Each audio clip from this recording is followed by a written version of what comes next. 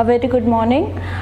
Today we are going to discuss maxillary anatomical landmarks. I am Dr. Prajakta Barapatre. I am a senior lecturer in the Department of Prosthodontics, Crown and Bridge, Mahatma Gandhi University of Medical Sciences and Technology.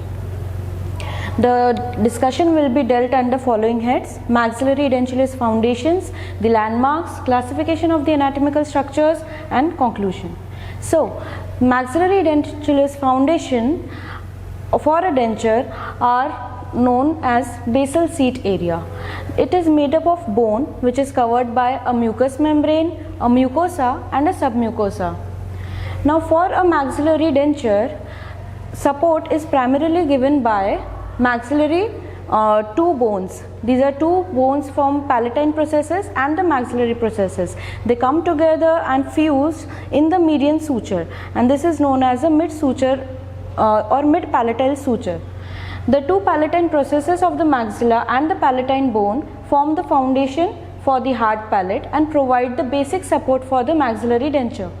The landmarks in maxillary edentulous foundation are residuoalveolar ridge, labial frenum, buccal frenum, labial vestibule, buccal vestibule, maxillary tuberosity, posterior palatal seal area, fovea palatina, hamular notch, mid-palatine raphe, the rugae and incisive papilla.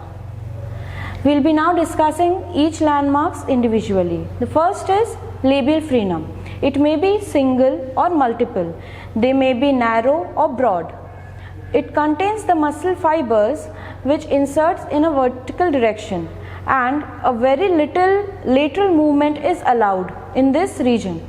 Thus, the notch in the denture should be narrow, and this region must be relieved at all costs, otherwise it may cause unseating of the maxillary denture. The next is labial vestibule.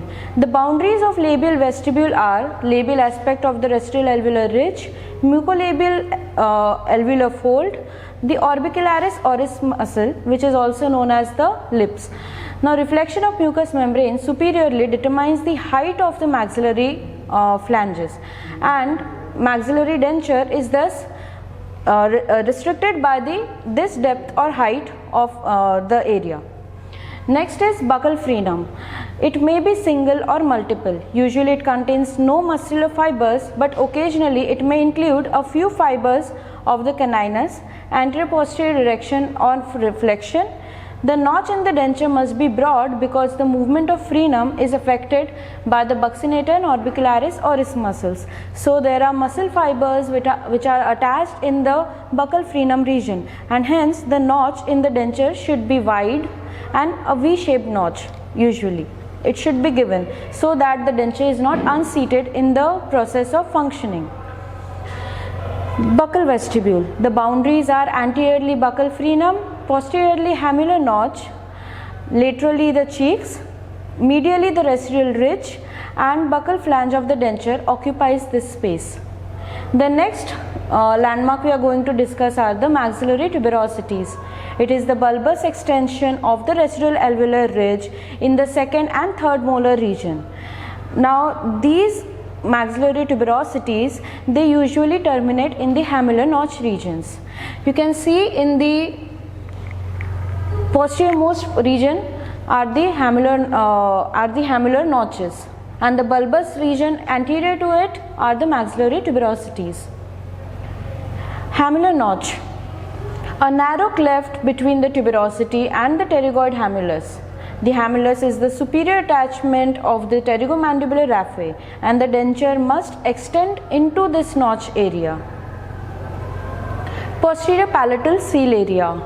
The soft tissues at or beyond the junction of the hard and the soft palates, on which pressure can be applied within the physiological limits. This region aids in retention of the maxillary denture. The PPS follows the contour of the distal bones of the palatine processes. Now, this region is usually a cupid bow shaped because the bone underlying to this tissue is cupid bow shaped. The PPS follows the contour of distal border of the palatine bones. The submucosa in the PPS area is infiltrated with glandular and loose areolar tissue and fibrous connective tissues. Next are the fovea palatini. The fovea are ductal openings into which the ducts of other palatal mucous glands open. These are two comma-shaped regions which are usually present in the posterior region just anterior to the PPS region. The coalescence of mucous glands, usually 2 in number, and locations may be variable, but they are slightly posterior to the junction of the hard and soft palates near the midline. The median palatal suture or the raphe, it extends from the incisive papilla to the distal end of the hard palate. It is covered with mucous membrane which is loosely attached and has little submucosal tissue. It has very little submucosa and hence no cushioning effect can be seen in this region. It is raised and it may cause a rocking of the dentures if the region is not relieved properly. Also, because the mucosa is very thin in this region, it may cause ulceration to the denture wearer, and hence relief must be provided at all costs. Rugae, the irregular fibrous connective tissues or connective ridges located in the anterior third of the hard palate. Rugae area is considered as secondary stress bearing region and secondary denture support area as well. It resists anterior displacement of the maxillary denture.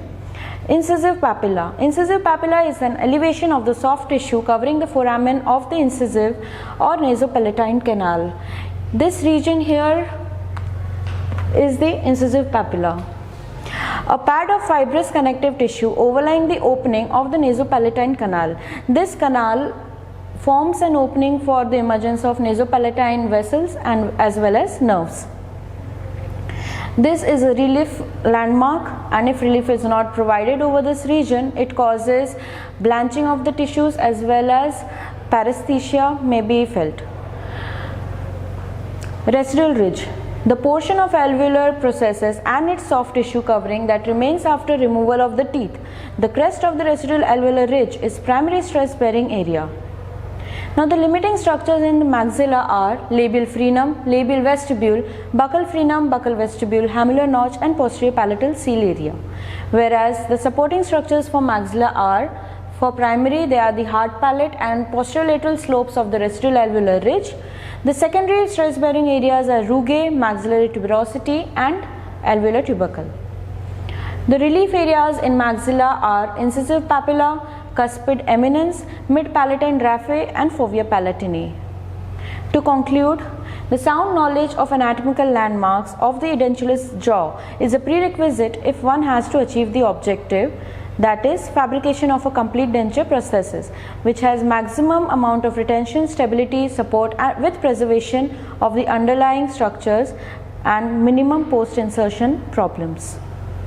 The references were Boucher's textbook of complete dentures. Thank you.